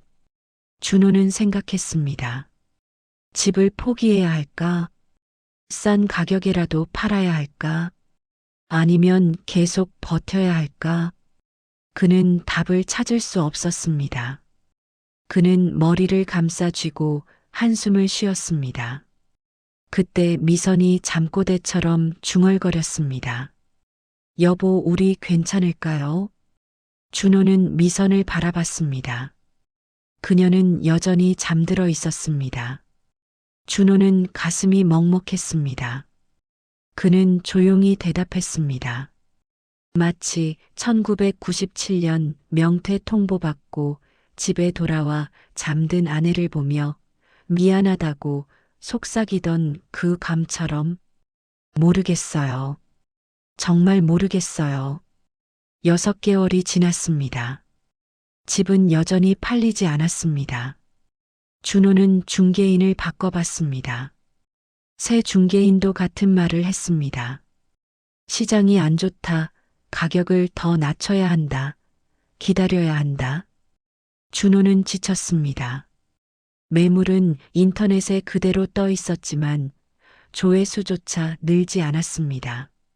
마치 1990년대 구인 광고 내도 아무도 연락 안 오던 그 허탈함처럼 통장 잔고는 위험 수준에 이르렀습니다. 퇴직금의 절반 이상이 사라졌습니다. 준호는 지출을 더욱 줄였습니다. 난방은 최소한으로만 했고 외식은 완전히 끊었습니다. 미선의 병원 치료도 줄였습니다. 일주일에 3번에서 1번으로 줄였습니다. 미선은 아무 말하지 않았지만 무릎 통증은 다시 심해졌습니다. 마치 1970년대 병원비 아끼려고 참다가 병을 키우던 가난한 사람들처럼 준호 자신도 문제가 생기기 시작했습니다. 시력이 떨어졌습니다. 밤에 운전을 하면 헤드라이트 불빛이 번져 보였습니다. 표지판을 읽기가 어려웠습니다. 그는 안과에 갔습니다. 의사는 노안이 진행되고 있고 백내장 초기 증상도 보인다고 했습니다. 정기적으로 검사를 받아야 한다고 했습니다. 준호는 고개를 끄덕였지만 속으로는 한숨을 쉬었습니다. 또 병원비가 늘어날 것이었습니다. 마치 1980년대 공장에서 일하다 눈을 다친 아버지가 참고 견뎌야지 하시던 그 모습처럼 어느 날 밤 준호는 미선의 약을 사러 읍내 약국에 갔습니다. 오후 8시쯤이었습니다. 약국에서 나와 차에 탔습니다. 집으로 돌아가는 길은 가로등이 없었습니다. 준호는 조심스럽게 운전했습니다. 하지만 시야가 흐릿했습니다. 헤드라이트가 비추는 범위 밖은 완전한 어둠이었습니다. 마치 1960년대 전기도 들어오지 않던 시골길을 걷던 그 어둠처럼 갑자기 무언가가 도로로 뛰어들었습니다. 고양이였습니다. 준호는 깜짝 놀라 핸들을 꺾었습니다. 차는 도로를 벗어나 풀밭으로 미끄러졌습니다. 준호는 급브레이크를 밟았습니다. 차는 덜컹거리며 멈췄습니다. 준호는 숨을 헐떡이며 핸들을 움켜쥐었습니다. 심장이 터질 것처럼 뛰었습니다. 마치 1980년대 교통사고 직전에 급정거했을 때 느꼈던 그 충격처럼 그는 차에서 내려 주변을 확인했습니다. 다행히 차는 무사했습니다. 고양이도 사라지고 없었습니다. 하지만 준호는 완전히 겁에 질려 있었습니다. 손이 떨렸습니다. 만약 나무에 부딪혔다면, 만약 다른 차가 오고 있었다면, 그는 생각하고 싶지 않았습니다. 마치 1990년대 고속도로에서 졸음운전하다가 눈을 번쩍 뜨고 죽을 뻔했구나 했던 그 공포처럼 차에 다시 올라타 집으로 돌아왔습니다. 미선은 거실에서 그를 기다리고 있었습니다. 준호의 얼굴이 창백한 걸 보고 그녀는 깜짝 놀랐습니다. 무슨 일 있었어요? 준호는 고개를 저었습니다. 하지만 말이 나오지 않았습니다. 그는 소파에 주저앉았습니다. 미선은 그의 손을 잡았습니다. 손은 여전히 떨리고 있었습니다. 준호는 한참을 그렇게 앉아 있다가 조용히 말했습니다. 마치 1990년대 정년을 앞둔 선배가 이제 은퇴해야 할 것 같다고 말하던 그 체념처럼 나 이제 밤에 운전 못할 것 같아요. 미선은 아무 말도 하지 못했습니다. 두 사람 모두 그게 무엇을 의미하는지 알았습니다. 밤 운전을 못하면 응급 상황에 대처할 수 없었습니다. 병원도 갈 수 없었습니다. 마을에서 장도 볼 수 없었습니다. 준호는 문득 면허 반납이라는 단어를 떠올렸습니다. 그 단어는 늙음을, 무력함을, 의존을 의미했습니다. 마치 1970년대 더 이상 농사를 짓지 못하는 노인들이 호미를 내려놓던 그 순간처럼 며칠 후 준호는 운전면허 자진 반납 제도에 대해 찾아봤습니다. 65세 이상이면 면허를 반납하고 교통비 지원을 받을 수 있었습니다. 하지만 준호는 아직 65세가 아니었습니다. 몇 년이 남았습니다. 그는 화면을 끄고 한숨을 쉬었습니다. 면허를 반납하면 이 집에서 어떻게 사나? 차 없이 어떻게 생활하나?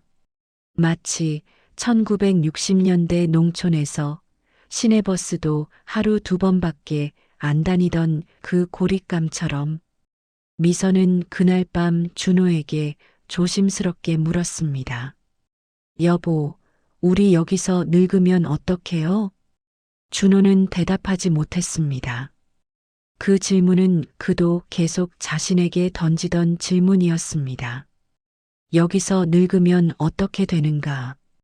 운전을 못하게 되면, 걷지 못하게 되면, 아프게 되면, 이 넓은 집에서, 이 외딴 곳에서 두 사람만 남아서 마치 1970년대 농촌을 떠나지 못한 노인들이 빈집에서 쓸쓸히 살다 가시던 그 모습처럼 준호는 공포를 느꼈습니다. 그는 창밖을 바라봤습니다. 어둠 속에서 마당이 희미하게 보였습니다. 350평의 땅. 처음에는 자유처럼 느껴졌습니다. 하지만 지금은 감옥처럼 느껴졌습니다. 넓은 감옥. 아름다운 감옥. 하지만 감옥은 감옥이었습니다. 마치 1980년대 영화 파프리콘에서 화려한 감옥에 갇힌 죄수처럼 준호는 무너질 것 같았습니다. 미선은 소파에 앉아 조용히 울었습니다. 그녀는 소리 내지 않으려고 애썼지만 어깨가 떨렸습니다. 준호는 그녀를 안아주고 싶었지만 자신도 무너질 것 같아서 움직일 수 없었습니다. 두 사람은 그렇게 각자의 공간에서 절망을 씹었습니다. 마치 1997년 IMF 때 구조조정 당한 가장들이 가족 몰래 공원 벤치에서 울던 그 고독처럼 다음 날 아침 준호는 일찍 일어났습니다. 잠을 제대로 자지 못했습니다. 그는 커피를 끓여 테라스로 나갔습니다. 아침 공기는 차가웠습니다. 해가 떠오르고 있었습니다.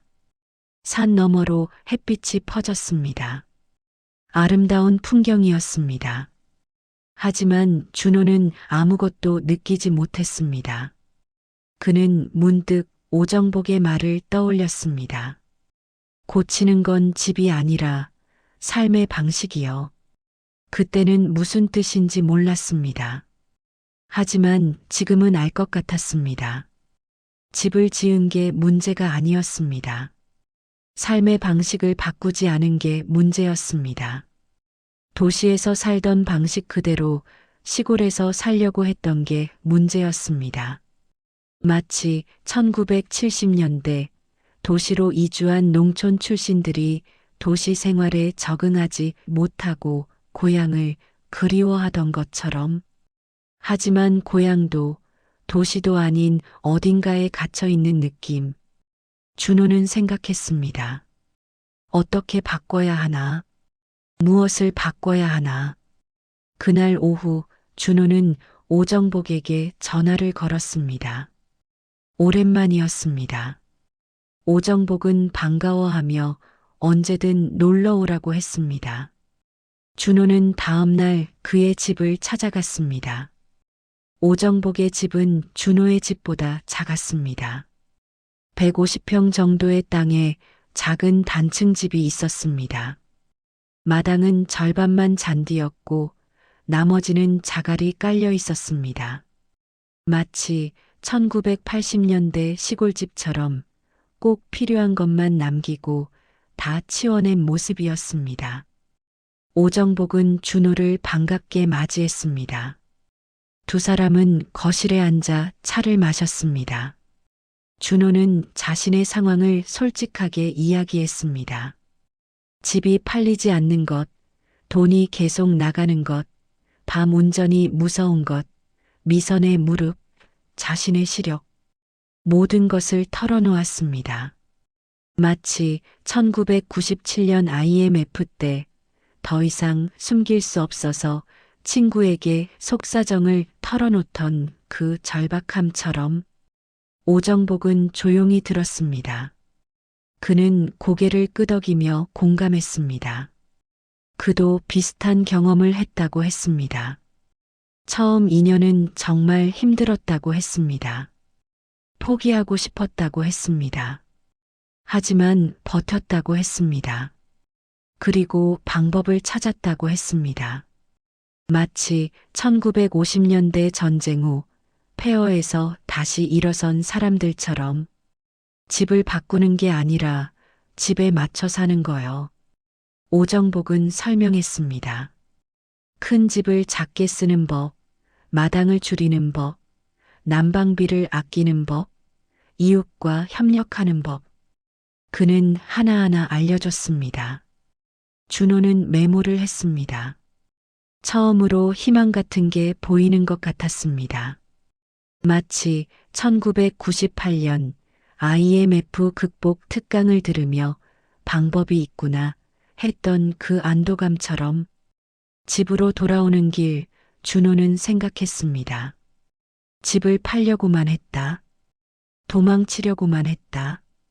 하지만 팔리지 않는다면, 어쩔 수 없다면 방법을 찾아야 한다. 준호는 핸들을 잡은 손에 힘을 주었습니다. 아직 끝난 게 아니다. 아직 방법이 있다. 마치 1950년대 부산 피난민들이 살아야 한다. 어떻게든 살아야 한다며 천막을 치던 그 의지처럼 준호는 달라지기로 했습니다. 집을 팔려는 집착을 내려놓았습니다. 팔리면 다행이지만 팔리지 않는다면 여기서 살 방법을 찾아야 했습니다. 그는 오정복이 알려준 방법들을 하나씩 실행하기 시작했습니다. 첫 번째는 난방 구역을 줄이는 것이었습니다. 집 전체를 데우려고 하니 비용이 너무 많이 들었습니다. 준호는 거실과 주방만 집중적으로 데우기로 했습니다. 위층 침실은 아예 난방을 끊었습니다. 침구를 거실로 옮겼습니다. 미선도 동의했습니다. 어차피 무릎 때문에 위층을 거의 사용하지 않았습니다. 마치 1970년대 겨울 온 가족이 한 방에 모여 살던 그 지혜처럼 준호는 거실 한쪽에 두꺼운 커튼을 설치했습니다. 공간을 분리해서 작은 난방존을 만드는 것이었습니다. 오정복이 알려준 방법이었습니다. 커튼은 열기가 빠져나가는 걸 막아줬습니다. 거실은 좁아졌지만 훨씬 따뜻했습니다. 난방비도 눈에 띄게 줄었습니다. 마치 1980년대 연탄 한 장으로 온 집을 따뜻하게 하려던 주부들의 지혜처럼. 두 번째는 창호 보강이었습니다. 준호는 인터넷으로 단열 필름을 주문했습니다. 필름은 창문 안쪽에 붙이는 것으로 찬 공기가 들어오는 걸 막아줬습니다. 미선이 도와줬습니다. 두 사람은 하루 종일 모든 창문에 필름을 붙였습니다. 작업은 힘들었지만 효과는 확실했습니다. 창가에서도 냉기가 덜 느껴졌습니다. 마치 1970년대 창문에 비닐을 덧대던 그 지혜처럼 세 번째는 열순환이었습니다. 복층 구조라 따뜻한 공기가 위로 올라가는 게 문제였습니다. 준호는 작은 선풍기를 천장에 설치했습니다. 선풍기를 역회전시켜서 위에 모인 따뜻한 공기를 아래로 내리는 방식이었습니다. 이것도 오정복이 알려준 방법이었습니다. 효과는 놀라웠습니다. 거실 온도가 23도 올라갔습니다. 마치 1980년대 에너지 절약 캠페인 때 배웠던 작은 실천이 큰 변화를 만든다는 그 교훈처럼 난방 방식도 바꿨습니다. 보일러를 하루 종일 틀지 않고 시간대별로 조절했습니다. 아침 6시에 틀어서 8시까지, 저녁 5시에 틀어서 10시까지 나머지 시간은 전기 난방기를 사용했습니다. 전기 난방기는 필요한 부분만 집중적으로 데울 수 있어서 효율적이었습니다. 한 달 후 난방비 고지서가 도착했습니다. 준호는 긴장하며 봉투를 뜯었습니다. 금액을 확인한 순간 그는 안도의 한숨을 쉬었습니다. 50만 원에서 20만 원으로 줄어들어 있었습니다. 절반 이상 감소한 것이었습니다. 준호는 고지서를 미선에게 보여줬습니다. 미선도 놀란 표정으로 웃었습니다. 마치 1998년 IMF 때 가계부를 쪼개고 쪼개서 겨우 빚을 갚았을 때 느꼈던 그 성취감처럼 다음은 마당 문제였습니다. 350평 전체를 관리하는 건 불가능했습니다. 준호는 마당을 구역별로 나눴습니다. 집 앞 100평만 잔디로 유지하고 나머지는 방법을 찾기로 했습니다. 그는 읍내 농협에 가서 상담을 받았습니다. 상담원은 텃밭 임대를 제안했습니다. 마치 1970년대 도시에서 주말 농장이 유행하던 그 지혜처럼 텃밭 임대는 간단했습니다. 마을 사람들에게 마당 일부를 싼 값에 빌려주고 그들이 알아서 관리하게 하는 것이었습니다. 준호는 150평을 5구획으로 나눠 임대를 내놓았습니다. 한 구획당 연 10만 원 싼 가격이었지만 관리를 안 해도 된다는 게 더 큰 이득이었습니다. 마치 1990년대 공유 경제가 등장하기 전부터 사람들이 나눠 쓰던 그 협력의 지혜처럼 반응은 좋았습니다.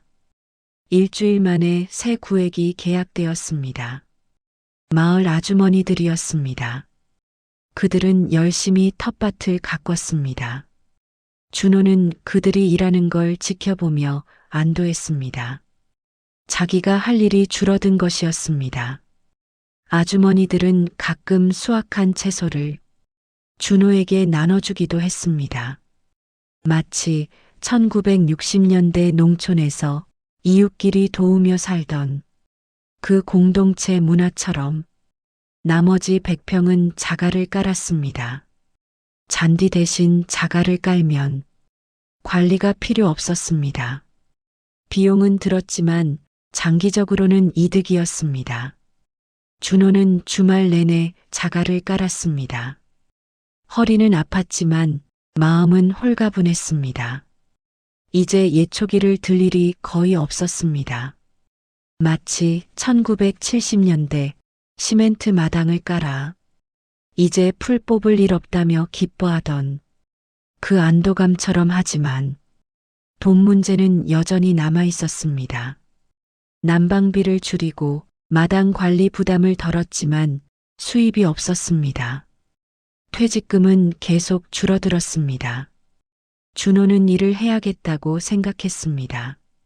하지만 이 나이에 이 동네에서 무슨 일을 할 수 있을까? 마치 1997년 IMF 때 50대에 명퇴당하고 이제 뭘 할 수 있나?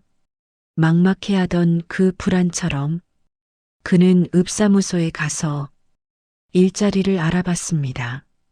상담원은 몇 가지를 제안했습니다. 공공근로, 노인 일자리 사업, 마을 안전지킴이. 준호는 안전지킴이에 관심이 갔습니다. 어르신들의 교통 안전을 돕는 일이었습니다. 급여는 많지 않았습니다. 월 50만 원 정도 하지만 준호에게는 충분했습니다. 마치 1970년대 돈보다 보람이라며 야학에서 아이들을 가르치던 그 헌신처럼 준호는 안전지킴이에 지원했습니다. 면접을 받고 합격했습니다. 일주일에 사흘, 하루 4시간씩 근무하는 조건이었습니다. 주로 학교 앞이나 마을 어귀에서 어르신들이 안전하게 길을 건너도록 돕는 일이었습니다. 준호는 형광조끼를 입고 일을 시작했습니다. 마치 1990년대 퇴직 후 경비 일을 하던 선배들처럼 처음에는 어색했습니다. 회사에서 임원으로 일하던 사람이 길거리에서 교통안전 일을 하다니 준호는 자존심이 상했습니다. 마치 1997년 IMF 때 대기업 과장 출신이 주유소 아르바이트를 하던 그 굴욕처럼. 하지만 시간이 지나면서 생각이 바뀌었습니다. 어르신들이 고맙다고 인사할 때, 아이들이 웃으며 지나갈 때 준호는 보람을 느꼈습니다. 마치 1970년대 동네 어귀에서 아이들을 지켜주던 황담보도 할아버지처럼 이것도 의미 있는 일이구나. 미선도 변화했습니다. 그녀는 무릎 재활을 스스로 시작했습니다. 병원에 자주 가는 대신 집에서 할 수 있는 운동을 찾았습니다. 인터넷으로 재활 운동, 영상을 보며 따라했습니다. 처음에는 힘들었지만 꾸준히 하자 효과가 나타났습니다. 통증이 줄어들었습니다. 계단도 조금씩 오를 수 있게 되었습니다. 마치 1980년대 TV 체조를 따라하며 건강을 지키던 주부들처럼. 어느 날 저녁 준호는 장혜림이라는 사람을 만났습니다. 그녀는 에너지 컨설턴트였습니다.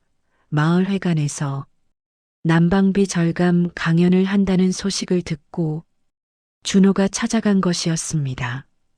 강연은 유익했습니다. 장혜림은 구체적인 방법들을 알려줬습니다. 보일러 운영 패턴, 온도 조절, 환기 방법. 마치 1990년대 에너지 절약 캠페인 때 배웠던 그 실용적인 지식들처럼. 강연이 끝나고 준호는 장혜림에게 개인 상담을 요청했습니다. 그녀는 흔쾌히 승낙했습니다. 다음 주 장혜림은 준호의 집을 방문했습니다. 그녀는 집 구석구석을 확인했습니다.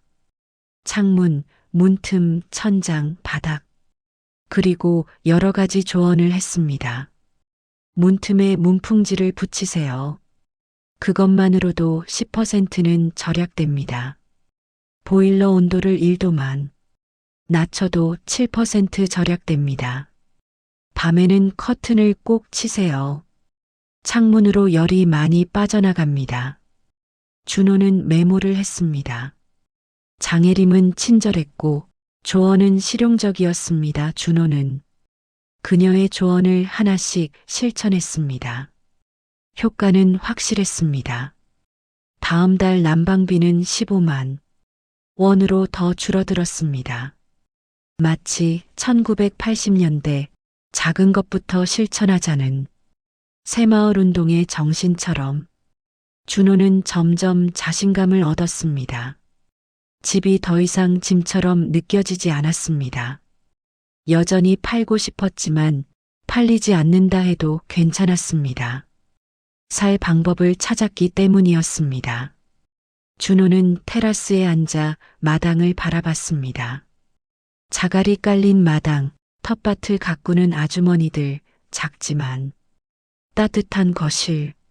마치 1970년대 농촌 새마을 운동으로 변화한 마을들처럼 이제 이곳이 조금씩 집처럼 느껴졌습니다. 겨울이 다시 왔습니다. 하지만 이번 겨울은 달랐습니다. 준호는 겁먹지 않았습니다. 난방비 고지서가 와도 담담했습니다. 15만 원 작년의 3분의 1 수준이었습니다. 그는 자신이 해낸 일에 뿌듯함을 느꼈습니다. 어느 날 준호는 문득 아이디어가 떠올랐습니다. 마을 어르신들을 집으로 초대하는 것이었습니다. 혼자 사는 어르신들이 많았습니다. 그들도 겨울이 힘들 것이었습니다. 준호는 미선과 상의했습니다. 미선도 좋다고 했습니다. 마치 1980년대 동네 사랑방에서 어르신들이 모여 차를 마시던 그 정취처럼 준호는 마을회관에 공지를 붙였습니다. 겨울 라디오 모임. 매주 토요일 오후 준호의 집에서 모임을 연다고 했습니다. 따뜻한 차와 간단한 간식을 제공한다고 했습니다. 어르신들은 라디오를 들으며 이야기를 나누면 된다고 했습니다. 마치 1970년대 온 가족이 라디오 앞에 모여 앉아 드라마를 듣던 그 추억처럼 첫 모임에는 5분이 오셨습니다. 준호와 미선은 그들을 반갑게 맞이했습니다. 거실은 작았지만 5분이 앉기에는 충분했습니다. 준호는 전기 난방기를 틀고 미선은 차를 준비했습니다. 어르신들은 편안하게 자리에 앉았습니다. 준호는 오래된 라디오를 켰습니다. 라디오에서는 옛날 노래가 흘러나왔습니다. 어르신들은 노래를 따라 부르며 웃었습니다. 준호와 미선도 함께 웃었습니다. 모임은 2시간 동안 이어졌습니다. 어르신들은 각자의 이야기를 나눴습니다. 젊은 시절 이야기, 자식 이야기, 요즘 고민 마치 1960년대 시골 마을회관에서 어르신들이 밤새 이야기꽃을 피우던 그 정겨움처럼 준호는 그들의 이야기를 들으며 깨달았습니다. 모두가 외로웠습니다. 혼자 사는 사람도 가족과 사는 사람도 이 작은 모임이 그들에게 위안이 되는 것 같았습니다. 준호는 뿌듯했습니다. 집이 처음으로 쓸모있게 느껴졌습니다. 마치 1970년대 새마을 회관이 마을 사람들의 중심이 되던 그 의미처럼 2번째 모임에는 7분이 오셨습니다. 소문이 난 것이었습니다. 어르신들은 떡을 가져오거나 김치를 가져오기도 했습니다. 준호와 미선은 감사했습니다. 모임은 점점 커졌습니다. 4번째 모임에는 10분이 넘게 오셨습니다. 거실이 좁아서 의자를 더 꺼내야 했습니다. 마치 1980년대 동네 구멍가게가 마을 사람들의 사랑방이 되던 그 풍경처럼 어느 토요일 한 어르신이 제안했습니다. 준호 씨, 우리 여기서 작은 공연 한번 해봅시다. 옛날 노래도 부르고. 준호는 좋은 생각이라고 했습니다. 다음 주 어르신들은 각자 노래를 준비해 왔습니다. 한 분은 아코디언을 가져왔고 한 분은 하모니카를 가져왔습니다. 거실은 작은 공연장이 되었습니다. 어르신들은 돌아가며 노래를 불렀습니다. 박수와 웃음이 터졌습니다. 마치 1960년대 마을 잔치에서 장구를 치고 노래를 부르던 그 신명처럼 준호는 그 순간을 지켜보며 생각했습니다. 이 집은 더 이상 감옥이 아니었습니다. 이 집은 무대가 되었습니다. 사람들이 모이는 공간, 이야기를 나누는 공간, 외로움을 덜어내는 공간. 준호는 가슴이 따뜻해졌습니다. 마치 1980년대 동네 경로당이 어르신들의 낙원이 되던 그 의미처럼 미선도 변했습니다. 그녀는 모임 때마다 음식을 준비했습니다. 처음에는 간단한 차와 과자였지만 점점 정성이 들어갔습니다. 수제 쿠키, 떡, 따뜻한 수프. 어르신들은 미선의 음식을 칭찬했습니다. 미선은 웃으며 겸손해했지만 속으로는 기뻤습니다. 누군가에게 필요한 사람이 된 것 같았습니다.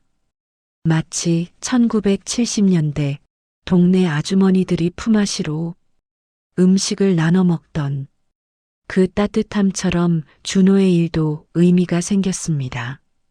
안전지킴이 일을 하면서 마을 사람들과 친해졌습니다. 그들은 준호를 알아봤고 인사를 건넸습니다.